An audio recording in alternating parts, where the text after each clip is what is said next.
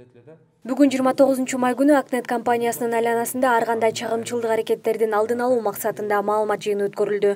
Жактоочулар аталган компаниянын жумушчуларына болуп жаткан коркутуулар, сырттан башкаруучуну дайындоо жана жалпы козголгон иш тууралуу маалымат беришти. Бул арыз негизи Руслан Жумадов бул арызды 2018 жылдын ноябрь айларында берген полиция, каржы полициясына арыз менен кайрылган. Кайрылган себеби болуп ошол табылып аткан пайда ошол уюштуруучулардын арасында туура эмес бөлүшүп атат. Салык жактан качып атат. Немелер компания президенти салыктардан качып атат, туура эмес төлөнүп атат деп арыз менен кайрылган Руслан, чындап эле айтканда. Анан бул иш козголуп келатып, өзүңөр билгендей ноябрдан бери тартылып келатып, кийин иш кыскарып кеткен. Ошонун артынан патрону табылып атат, октарлар табылып атат. Мен кесиптешим айтып кеткендей. Бирок ошонун баарына карабастан ошол арыздардын негизинде барып туруп ВНП алганда ошол жактан укук кызматкерлерине тоскоолдук документтер берилбей атат. Андан кийин алдын ала санаалар боюнча салынуу баягы эсептик палата санагандан кийин, салык палатасы санагандан кийин алдын ала налогдор болуп, салык болуп 150 миллионго сколкодан башлашты? 157. 157 миллион кошумча салык төлөнгөн. Анын баарын билесиңер силер. Ошонун баарын көздөбөй туруп, ошонун баарын текшерип атканда, андан тышкары да абдан көп нарушениялар чыккан. Укук бузуулар табылган, тастыкталган.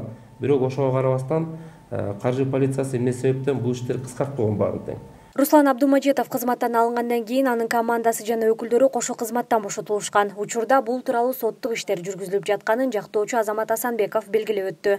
Ал компаниянын айланасында мүмкүн боло турган чагымчылдык аракеттерге Руслан Абдумажитовдун тиешеси жок экенин билдирди. Акнет компаниясы биздин азыркы күндө физикалык жактан кандайдыр бир таасир эте турган мүмкүнчүлүгүбүз жок. Себеби дегенде билесиңер, 1 жылдан ашык болуп калды. Руслан Абдумажитовду ал жерден жумуштан бошоткон.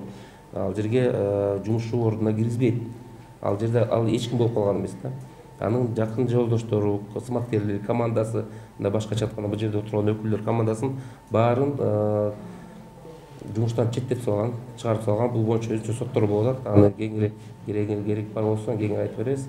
Ошол негиздин астында биз ошентип биздин эч кандай боло турган мүмкүн боло турган провокация тиешебиз жок деп алдын ала маалымат берип коелу дедик да. Акнет компаниясынын мындан ары үзгүлтүксүз иштөөсүн улантуу үчүн Руслан Абдумажитов өнөктөшү Аскар Кутановго сырттан башкаруучуну дайындоо суранычы менен кайрылган.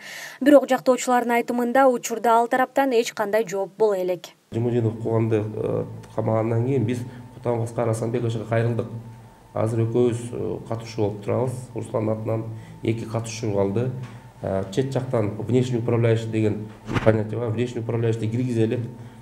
Чет жактан кишини такыр эч кимге баш ийбеген өзүнчө бир кишини табалы да чакыралы дагы Акнет компаниясы үзгүлтүксүз иштөөгө чакыралы деп туруп ошону аракетин кылып атабыз азыркы күндө. Бирок тилекке каршы Аскар Асанбекович биздин талаптарга, биздин суроолорго, биздин сунуштарыбызга жооп бербей атат да. Ошон үчүн азыркы күндө 1-2 күндө маселе чечилбесе Акнет компаниясынын андан ары эмне болуп кетер, кандай иштерине, мисалы туруктуу иштешине көзүбүз жетпей турат да. Ошол себептен сиз аркылуу дагы себеби дегенде биз Аскар Асанбековичтин өзүнө телефонду чала аладык, почтовый уведомление берип атабыз, бирок алар жетеби жетпей атабыз, аны да билбей атабыз. Ошо сиздердин артыңыздан ага да бир кайрылуу калтырып кетет элек. Ошол неме чогулушту өткөзүп туруп, чет жактан болсо башкаруу киргизип туруп, Акнет компаниясын жакшынакай андан ары иштеп кете бергенде мындай мүмкүнчүлүк бериш керек деп биздин ой пикирибиз ушундай да. Руслан Абдумажитовдун арызынын негизинде тиешелүү тараптар жүргүзгөн изилдөөлөрдөн кийин Акнет компаниясы боюнча азыр 11 иш катталган. Жактоочунун айтымында 2019-жылдын 28 майында Акнеттин президенти Кубан Ажимудинов кармалгандан кийин айрым маалымат каражаттарында жана социалдык тармактарда чындыкка дал келбеген маалыматтар тарай баштаган. Четине чыга бергенде ар бир чыга берет. Мисалы көчөк камакка мен кесиптешим айткандай, көчөк камалгандан кийин Ажимудинов Кубан Токоновичтин үйүнөн дагы ок дарылар табылыптыр да. Эми бул дагы өзүнчө факт болуп катталат. Ал эми мына кээ бир маалымат каражаттарында, социалдык тармактарда мындай маалымат көрсөтүп атат да, рейдерский захват болуп атат, анан үстүнөн арыз жазып атат, Руслан дайын жок эле жазып атат, трейдер кылып деп Русланды күнөөлөп атат да. Ошон үчүн мен айтып турган нерсе, бул өзүнөн өзү чыгып келаткан тергөөнүн абалында төрөгөн аракеттин иштеринин артынан дагы арыздар келип, арыздар эмес, ушул фактылар тактастырылгандан кийин кошумча статьялар коюлуп атат да. Ошону тактап түшүндүрүп кетейин деген.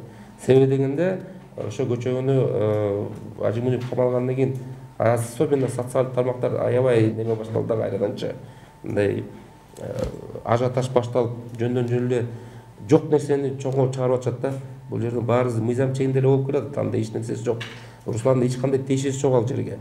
Бул болгондо эле кызматкерлердин өзүнүн демилгеси менен болуп аткан иш-чаралардын негизинде болуп атат да. Эскерте кетсек, 2018-жылдын 22-ноябрында Акнет интернет таратуучу компаниясынын иши үзгүлтүккө учурап, ишкананын расмий сайтында жогорку жактагы магистралдык линияларда мүчүлүштүктөр болгондон улам байланыш убактылуу үзүлгөндүгү жазылган.